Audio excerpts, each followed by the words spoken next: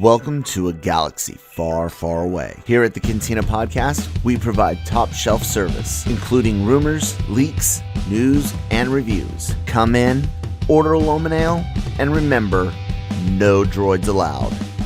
And thank you guys so much for tuning in to the Cantina here on the Genreverse YouTube channel and podcast network, available on all of your favorite podcast apps, including Amazon Music these days. We recently, in the last month or so, got onto Amazon Music. I'm Kyle. The guy over on the other side of the screen is Cam, also on the other side of the pond, as they like to call it.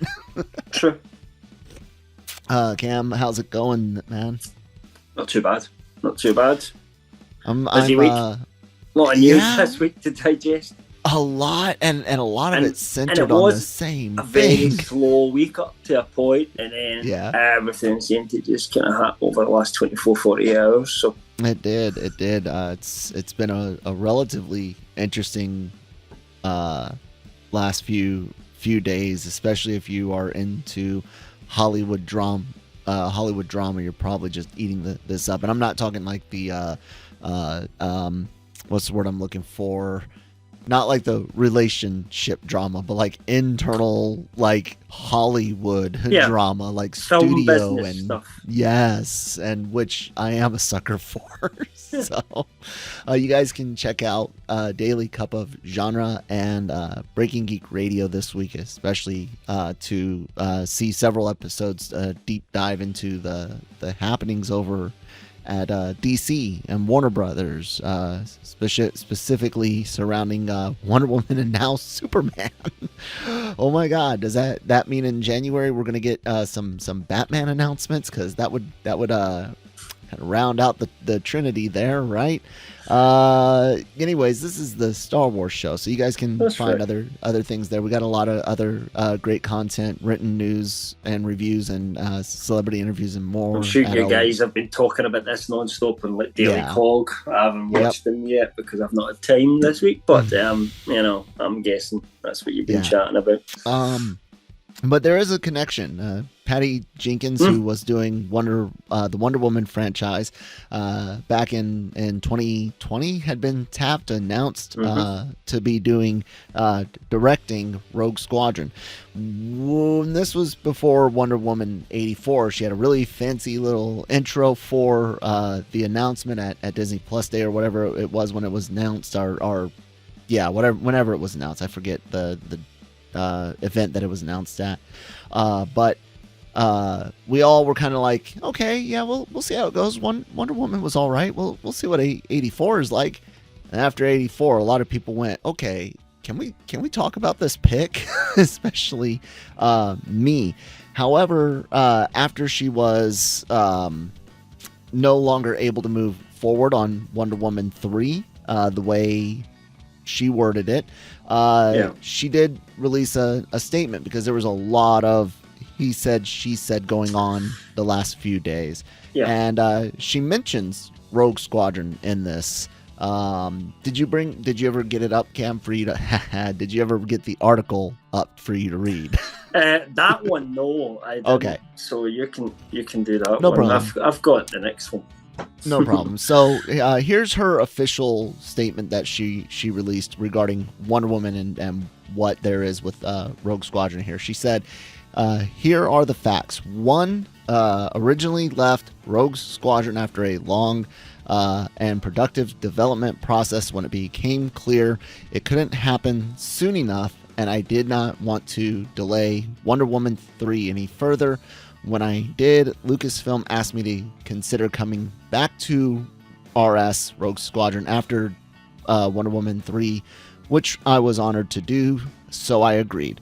They made a new deal with me. In fact, I am still on it, and that project has been in active development ever since. I don't know if it will happen or not. We never do until the development process is complete, but I look forward to its potential ahead. Real simple. Everything else pretty much goes into other things not related to Rogue Squadron, but that whole first paragraph dedicated, it was almost like she was responding to two different things because there was some Rogue Squadron stuff not in the there was too some recent rumors. past. There was some stuff come out that people were saying, oh, they'd heard Rogue Squadron was a mess and all that sort of stuff. This is the thing. When I reported that, this is the thing I said, though. Patty isn't writing the script for Rogue Squadron. So no, but the direction of Wonder Woman 84 was trash too.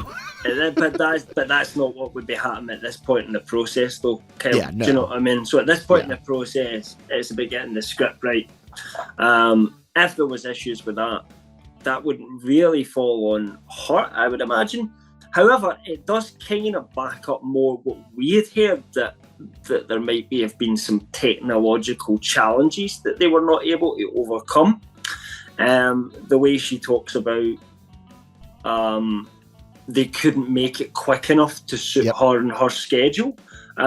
Sounds like she wanted to go, but I'm not going to say what, but either the script wasn't ready or something else wasn't ready to push when she was. And don't get me wrong, I'd rather if something wasn't right that they did take their time. But I don't, I think this is a very different thing from Wonder Woman 84, where she kind of almost had carte blanche. I don't think she's getting that on Rogue Squadron, especially when she's not coming up with a story even to begin with herself. So this isn't like a Wonder Woman 3 situation where her pitch has been rejected, if that makes sense. I'd imagine Lucasfilm are happy with the pitch that she'd given. That's why they announced all that at first. Nothing's changed at Lucasfilm, so why would they suddenly be unhappy with it? The difference at DC is their movies have not been successful. And James Gunn and Peter Safran have been told, we want to have a successful film franchise, please create that. And it seems at the moment as if their decision is to just reboot and start again, which there is an argument for. But that's not possible with Star Wars. It's a completely different beast. So I don't know. It's an interesting one. But it doesn't really match the narrative that that was rumoured that Rogue Squadron was a mess and they were unhappy with her. I don't get that feeling from this. And considering the amount of rubbish that's been printed recently, I mean, the reason she had to release this statement was because there was people reporting that she had basically walked away. They weren't doing it her way. She wasn't doing it at all, and kind of threw her toys out the pram. And from what she and James Gunn are saying, that's just not the case whatsoever. No.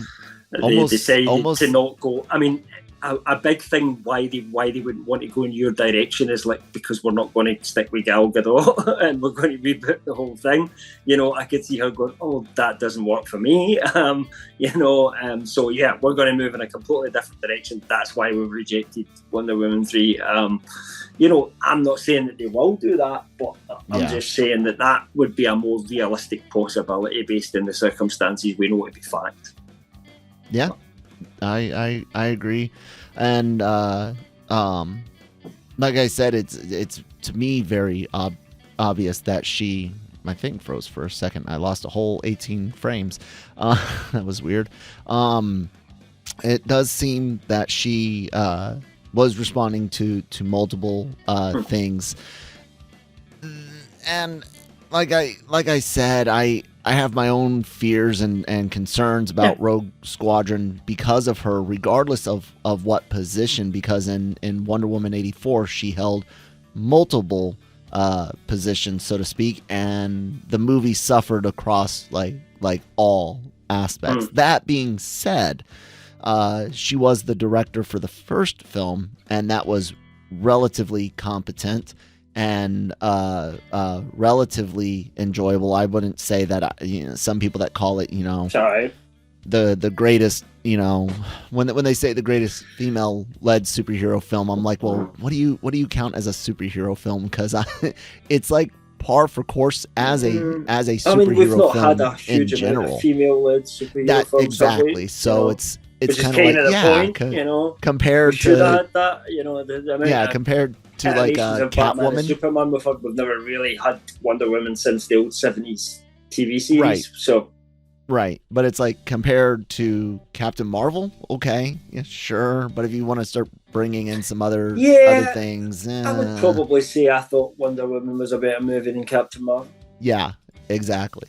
But like it you was said, better than Catwoman, and better than Catwoman. But there's not a whole really bad lot to compare to. There's not a lot. No, Black Widow. I prefer Black Widow. I would say. Black Widow or Wonder Woman? Because of Florence Pugh, I'll take Black Widow. Me too. There you go. So yeah, I do hope that in a more what do you want to call it? A more collaborative process that she will. And my camera's being stupid. Sorry guys. That she'll do better in a collaborative process like she did. Why would you hope Wonder for any Woman. Different? We can, at the end of the day, you say you've got fears. I totally understand that. Yeah. But we're not in the know. We haven't seen the pitches, anything like that. So someone thinks it's a good idea. We'll judge it when and if it comes out. But I think there is still that if. There is still that if there. It is, and she even mentions that specifically. Yeah. She says, "I don't know if it will happen or not. We never do in the until the development process is complete. But I look forward to its potential ahead." That's a big. That's one of the big differences with Marvel, right? So Marvel announce a project, and then they say, "Right, we've got to this date, roughly speaking, to get a product out," and then they'll throw out any idea that doesn't work till they hit on the one that does, and then they develop that, and then they keep working on it. Whereas Star Wars, you're more coming in with an idea, you're pitching that idea to begin with, rather than them setting up a name, if you like, and then you have to wait and see. But if the development process goes awry, if you like, on something like that, well, you can't just go, right, let's get different writers and different creative people in and go with the same story, because they'll have their own ideas, and then they're coming into something that's been created by someone else. It is slightly trickier, I think, than what Marvel have in their situation. So interesting, but that seems to be how they work, and I think we just have to let that process happen. Yeah, and it's interesting to have her comments so on point for this next story. But Shawn Levy, who's been tapped to have a Star Wars movie, got to talk a bit about the process of finding out he's going to get one and things like that. Why don't you tell us what Shawn had to say? Shawn spoke to Collider, and just talking about it, we all know that it's been confirmed that he is developing a Star Wars film for him to direct. But he does kind of really make it clear in this interview that it is in a development stage. And the key point for him is he knows that there are development, films that have fell by the wayside, if you like, and he does not want to be one of those people. He kind of thinks this is his one chance. So, he's working his ass off, basically, to try and get that right. So he starts off, talking about how if you told him back when he was directing TV shows, if he'd been doing a Star Wars movie one day, he'd never have believed it, and how stoked and pleased he is and everything like that. But he did say this specifically about, the situation we're talking about here, which Star Wars is a really bad record for. Yes, I'm very aware of the ratio of filmmakers who get to the starting line. As you know, Steve, I'm a student of the business, and Steve Weintraub that he spoke to. And so, of course, I note that. Here's my attitude. I have this golden ticket into a galaxy far away, and I'm going to devote myself to developing a screenplay that gives me the privilege of making this movie. I don't attach to things because it looks good in a trade announcement. I'm attaching to things that I intend to make. And you better believe I'm not going to squander this juiciest of opportunities. I'm going to work my ass off. But first, I got to work my ass off in making Deadpool. As you know, it's making Deadpool 3. So it's definitely longer-term planning. So that kind of gives us a good idea of where we are at the moment with this one as well. But I want to be one of the movies that gets to the starting line, because these are rare opportunities, and I want to make the most of it. Yeah, and he does go on to say that he'd been talking with Kathy Kennedy for a while. She's aware of his passion for it. The stars finally aligned. She came to him and she was like, let's do something here. And that's as much as he can say at the moment, because obviously he doesn't want to give any of his ideas away that he has pitched to her at this moment in time. So very much Shawn's movie is in the development stage at the moment. I would guess it is further behind Taika's, because this feels like where we were when Taika's movie was announced as well. And that was further ago. So unless Taika's just done a George R.R. Martin and just not written anything for the last 6 months, which I don't think is really his personality, then it's most likely that the Taika Waititi project, if you like, is at least further on in his eyes anyway, than the Shawn Levy one at the moment. So that kind of, I mean, there was all those rumours about a movie coming out and everything like that. So, you know, it begs the question, which is furthest along where at the moment? So we've got 4 Star Wars movies that we know for a fact are in development, right? Right. We have Rogue Squadron, Patty Jenkins, we've just talked about that. We have Kevin Feige's movie, which we know it was being written by Michael Waldron. And I think it's rumoured that who was it rumoured to be directing it again? I've forgotten that. I don't remember. Kevin. What's that? I just said What'd you say? It doesn't matter, I guess. Yeah, go. Okay, keep going. You know, it's because I don't think it was, you know, a definite anyway. We're not kind of at that stage for it yet. And then we've got Taika's movie, and then we've got the Shawn Levy one as well. That's as far as I know, unless I'm missing any rumour that came up and, you know, or trade report that come up that I've forgotten or something. That to me is 4 movies in the go, and all. Oh wait! You forgot one. It's never been officially cancelled. Rian Johnson's trilogy. Well, yeah. I mean, I guess that is in development in terms of Rian Johnson probably thinks about it before he goes to sleep tonight. I wonder what I'm going to do in that if I ever get he's got a notepad filled with story. You know? I mean, that one seems the furthest away of all of them. But, you know, we have 4 that all seem to me roughly to be in the same development stage. You know, so can we guarantee all 4 of them are going to be movies? I don't think we can. But which ones will and which ones won't, let's throw a few dice up in there and see which way they land.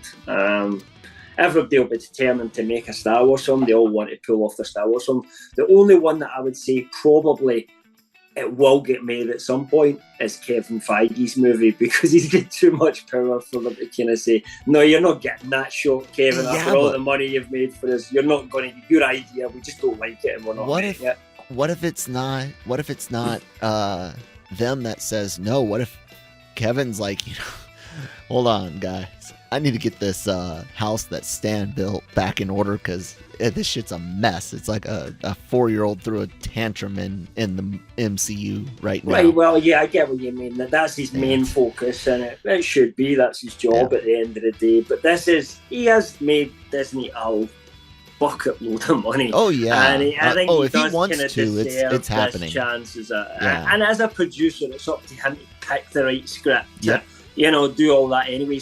So that's the one I think, you know, even if it's 10 years away, we will get at some point. We will get a Kevin Feige produced Star Wars movie. But the other 3, I think, could go anyway, depending on, you know, Taika's could just go into development hell. Who knows? Shawn's could go off in a way where he just can't get it right. But fingers crossed all these people do nail it. Because we would love some good Star Wars. I mean, Andor like was freaking amazing, so... This doesn't feel to me like a plan, though, Kyle, if that makes sense. You know, it feels like different people coming with different pitches for different movies, possibly set in different time periods and not particularly related to each other. Are you all right with that? I'm okay with that. I don't need another saga right now. If, and I can hear Janet screaming because of the stuff in DC... and I told him that it's because of what we are sold. We were sold that the Marvel Cinematic Universe is connected and Phase 4 is leading with a multiverse. We were sold a bill of goods. That Star Wars is a connected universe. I mean, perhaps the canon's even more. precise in Star Wars. We were sold on the Skywalker saga, and we were sold on certain events having, they happened. We, especially as an EU reader, I'm used to and enjoyed from the comics to the games to the novels. I enjoyed bouncing from story to story, from even time period to time period, set really close to the OT, set 20 years from the OT, set during the Old Republic, all of that. I'm okay with it. That's why, as long as you don't sell me on one thing and deliver something else, I'm okay with there being a more disparate Star Wars. I understand what you're saying. Stories. I do understand that. But I would also be fine with a new saga if you sell a new saga and it is indeed a new saga. I think for me, I like the long form storytelling of the original trilogy. I love a trilogy that's done right as a proper trilogy. And Star Wars to me is like the perfect trilogy, up there, because I think there are some missteps along the way at certain points in Jedi. I accept that. Same with the Godfather 3, it kind of felt like a bit, at the end of that. And but man, does Jedi not hit so hard when it does. That's the thing. Yeah, that's the thing. It's got more highs where, whereas I think Godfather 3 doesn't have enough highs to downplay the lows. Jedi does, I think. And there's a few other, trilogies out there that have kind of happened since that are connected in that way, but it kind of always felt part of Star Wars' DNA to me. So, I've always said, if you gave me Star Wars, in my mind, if I was writing a story to Star Wars, I would just think of it as a 3-act story across 3 movies. That's how my mind would go, because that's when I'm going into Star Wars mode. Yeah. So I would, as a fan, I have to say that I would like to see another trilogy at some point. Something that somebody's put, one of these people actually pitches. Look, this isn't just one film; it's actually, And here's the kind of where I'm going. This is the start. Roughly, this would need to happen in the middle. But here's the kind of end game. I have all that in my head, but not in tremendous detail. But I've got a bit more detail for the first one. Do you buy the idea? And I'd love to see that again.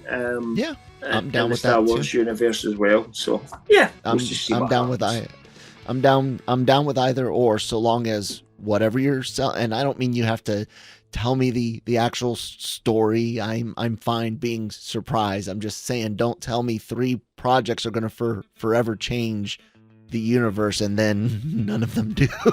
Because I'm gonna be upset, like I have been with Marvel. But yeah, I'm okay with both. The one thing I'm not really okay with, though, is hanging around seriously treaded water. Like we are talking about the waters around the OT are so muddy it looks like the freaking Gulf of Mexico right now. If you've ever been on the Gulf in like Mississippi and Alabama, it's garbage looking water. That's what playing around between episodes 3 and 4 so damn much has done. But there's just this little puddle of crystal clear blue. There's like a natural reef and bay that has just formed right there. It looks like that blue hole occasionally spot comes somewhere. in. It's a bit cleaner as well. Yes. Most of Boba Fett's stuck in the ground though. God. It sucks. So that's the one thing I don't want more of. I'm okay with the more of the Andor relative for the TV series, but when it comes to movies, I think it's time we move somewhere else. If post Skywalker, pre, way before, or way ahead, something like that. Yep. So that's what Here's I'm a question looking for for. you. Do you know we've been talking, because this will kind of segue us onto the next story anyways, because we're going to talk about some Skeleton Crew stuff that's kind of, it's in rumours, none of this is hard fact. But one of the rumours we talked about in previous episodes was that Skeleton Crew might see them going to an unexplored part of the universe, whether that be another galaxy entirely, or that's possibly close by, or just a completely unexplored part of this galaxy that we don't really know much about. What about this is kind of related to what we just spoke about. What about some kind of sideways story that almost we don't know when it's set? It could have been set right in the middle of the OT, but in this completely different place. Like almost see the Force in a different galaxy and how that defined its peoples, Well, so one, I am, and I say this because I pointed out the EU at least references or analog with the Yuzon Vong and them coming from being extragalactic.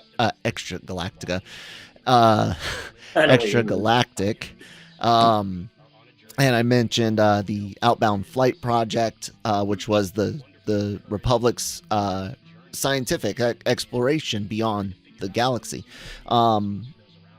I don't want them to, and I also don't like muddying the Force any more than it has already been played with by people, including George himself and Dave Filoni. So this idea of the Force and even Force users within the Star Wars galaxy now, like the Night Sisters being the rumor. Being different in the Force because they come outside of the galaxy, that starts getting me worried about the scale of Star Wars even more, because it's like, well, if almost every, if different Force users are different because of where they come from, are we really going to invite 3, 4, 5 galaxies worth of creatures? See, I never saw it as the fact that the Force works different, just that how it was they the way feel it was about worded. it and how they. But that, see, I always think it was more. And remember, that's coming from a rumor site, so how they word it isn't necessarily going to be how it's done.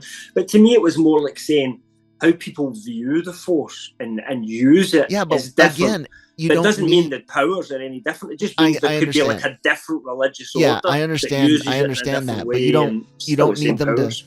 I understand that as well, and I think we even talked about that a bit last week. So maybe my brain's just having issues connecting it. But even regardless, it still is it's an unnecessary addition and scale. And it really causes there to be a lot, because now you'll have those people that are like, well, let's go play in this other galaxy because it's a fresher sandbox. There's been less cats shitting in this sandbox. But now what happens to the original? Now do we have this Star Wars label on everything? And because of how drastically different this is it really Star Wars? And I agree with you there. Yeah, you don't need them to be extra galactic in origin for them to have a reason for their beliefs or power for that matter to be different. Just having been brought up in an area less or more influenced by galactic politics is enough to make your entire culture and beings and people different. Yeah. So the scale. Yeah, I'm kind of with you on that, because for me, like, if you go to a different galaxy, the distances between galaxies are like extreme, right? And most of the time, and when Pegasus, galaxy edge to galaxy edge is crashing into our galaxy at the moment, and it's still so far away, it's not even real, and they're coming towards each other, which is quite unusual.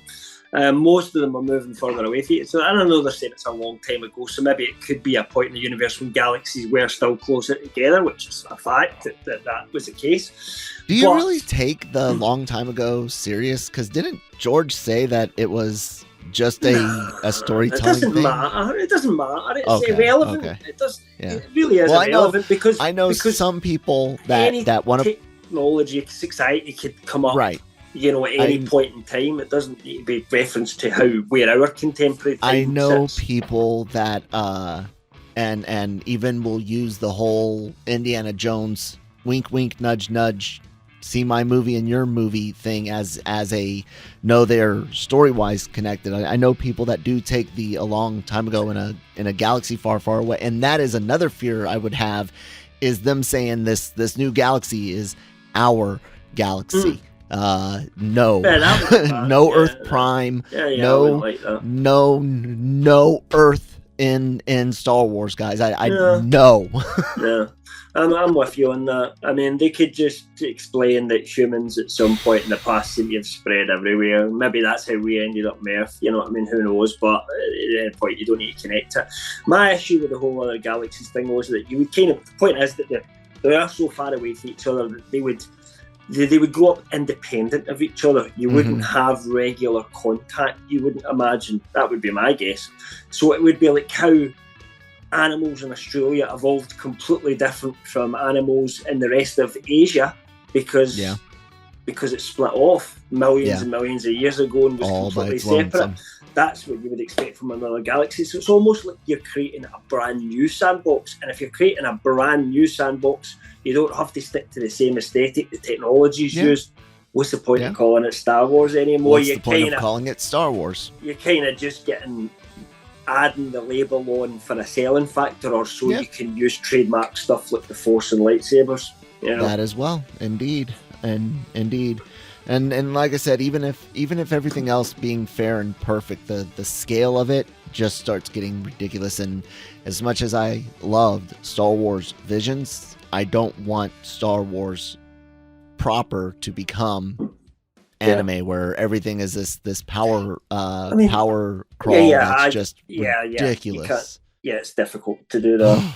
I'm still interested to see where Skeleton Crew goes, though. You know, it's just an unexplored part of the galaxy, which is kind of cool, you know, and I'm all for that. In terms of the rumours about it, though, MSW did have, and this is a funny one because MSW, I read it through Best Bin Bulletin initially, and they had something to add to this as well. But the initial report came from MSW, who'd said they were having problems. But I'll read it exactly what Best Bin Bulletin reported on it, which they then added to, which kind of gives you the full picture. The unfortunate part of the report is that MSW has heard from various people who formerly worked in Skeleton Crew, who's informed them that the shoot has been tougher than past California-based Star Wars productions. Crew members reportedly felt underappreciated, disposable and disrespected, which resulted in low morale and many staff members leaving the production. Unfortunately, I too have heard similar things, and it truly saddens me. MSW specifically said the production schedule was grueling and the crew felt underappreciated, disposable and disrespected. There were management shifts and the morale fell pretty low recently. So that's the kind of rumours of, if you like, trouble on set. Now, whether this is a few people that maybe got the hump because they get rid of them or something and then went tattling tails, I mean, that's a hard thing to quantify. You know, was there 5 people that were assholes that left the crew and everybody else is like, actually, I'm really enjoying this. I don't know what those dicks were all about. I mean, it's hard to kind of quantify that, but hey, that's the rumour anyway. And any thoughts on that? Well, didn't we hear what's his name? That's doing these movies or this series. Didn't we hear that some rumors not too long ago of people saying he's hard to work with, or was that Jude Law? I'm having trouble remembering. I have this memory. I'll try to look it up. Let's see here. Yeah, this isn't. You know, normally if you say something, it'll come to me. But you know, 'cause I've usually got a good memory for this sort of stuff. It's not ringing a bell for me. That one's from 2 days ago, so that's not going to be. That's not it. See. I would have remembered writing it 2 days ago. No. 2 days. What we are talking about now, already, but what I'm. Something else. Sorry, I think I misspoke. I must have misspoke. We're good. Anyways, I mean, why would this one have issues? Because it's not a Filoni project, but neither was Andor, and that seemed to go relatively smooth. And as much of a god awful mess Kenobi things happen on TV series sometimes. Yeah. You know, I mean, I don't. As long as you get a good product with it, that's my main concern as a consumer. I can't really worry about the ins and outs as long as people aren't being like, you know, I don't know what's the word I'm looking for, like humanitarianly, you know, not getting looked after and stuff like that, you know, that would be a concern. As long as it's all kind of above board, it's no major gripe to me if somebody had a shit day at work every time they went to work skeleton crew, but they didn't when they went to work and I don't know, something else. You know, the point is the crew seemed to love making Obi-Wan Kenobi and it was, you know, so... You know, and actually Boba Fett seems similar in terms of they all seem to have a great time making it, but it was a bit... That was awful too. Maybe they do need a heavy hand there at the at the wheel. Some of the classic films of all time had very troubled shoots and very well documented dramas that are far beyond anything that we've ever had happened you know with what? a Star Wars movie. I've thought about that before, hearing stories on all sorts of movies that you truly love, whether it's the original Ninja Turtles or it's Groundhog Day, if it's freaking Ghostbusters, if you know, there's lots of things. Home Ghostbusters Alone, is a classic of, if you look at the concept of what it was when they first come up with to what we got on screen. It's and not even the same thing. Barely anything there. But it shows that, and the way they get to the finish line is because of dedication and passion. And trying to make it work and admitting when it doesn't work. And hardest. And so when it makes it to the screen, generally if it had issues, not always. Sometimes things make it to the screen and they're still shit. The result of why it's shit, you know, it does happen both ways. Yeah.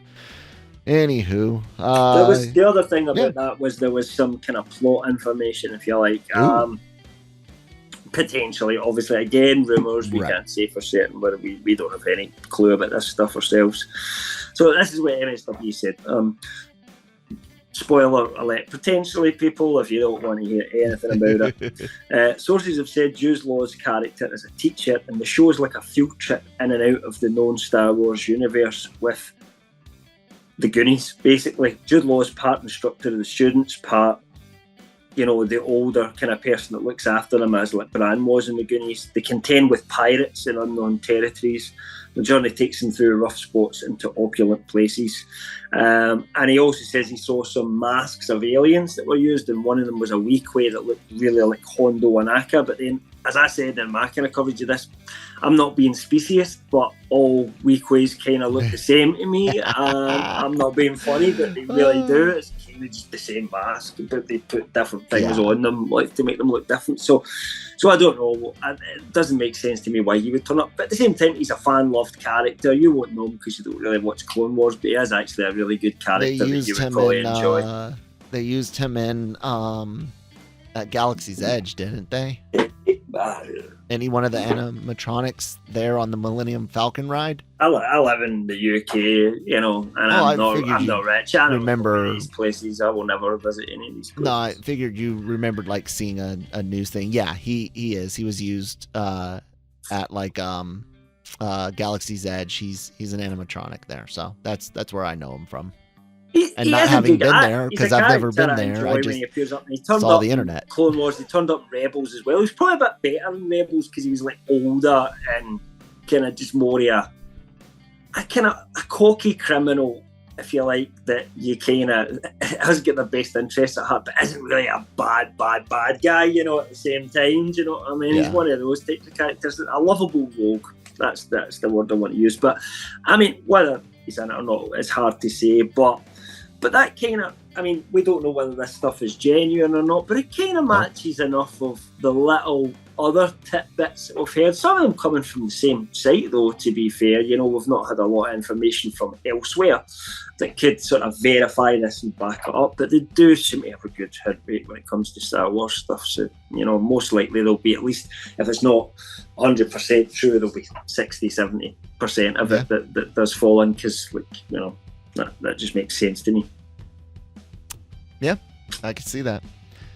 That's about it for Star Wars news. Yeah, not too bad, guys. You guys got a nice little conversation there in the middle about what it would be like with other galaxies, and I'll say this: they get so wrapped up in focusing on this one small time period and group of people within the galaxy, so afraid to go out of it that there's enough of a within this one galaxy to explore without having to bring in too much about others. Now, if it's just hey, these things came from outside and leave it at that. Yeah, leave it as a mysterious kind of place that maybe doesn't need to get explored much. Yeah, that's a different situation, but I don't want to see a set of movies in that other galaxy with a whole new sandbox and different rules and everything. Nope, that's what a new franchise that's called. Yeah, that's called a new franchise. And if people say you made it too close to Star Wars, then you